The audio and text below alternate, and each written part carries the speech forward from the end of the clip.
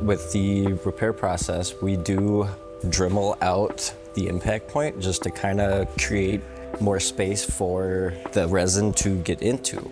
So right now, this is the device that we use to fill in the chip. It's kind of like a syringe of sorts. So you want to get it somewhat flush to the glass, but not super tight, so you're not applying too much pressure to the surface of the glass. So right now, I'm getting the resin into the crack. It's just a resin that kind of works its way into the cracks. It's not a permanent fix by any means. It's more so just something to prevent that damage from spreading. When the damage is in the driver's line of sight, it's always recommended to push for that replacement. So as far as windshield replacements go, first things first, before you even touch the vehicle, you kind of want to inspect your glass, make sure the parts aren't damaged or anything like that. And you always want to scrub the edge of the glass and make sure that there's no contaminants.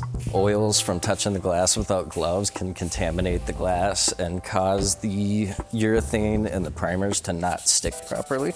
So just a good little Scotch-Brite pad or something chemical-free to give that edge a scrub and give a surface for the primer to get into. After it's all scrubbed, just give it a quick good spray down. Here with LaMettry's and QCG, we try to get OEM glass for anything that we work on. In my opinion, it's worth it for the peace of mind of having an OEM piece of glass and knowing that that glass is OEM standard. So after I would wash the windshield, I would take my primer and go around the perimeter of the glass and then let that primer cure up for about 5 minutes, give or take, depending on weather and all that. Final step, we have some other resin that kind of provides just a little cap for the resin that I put in there.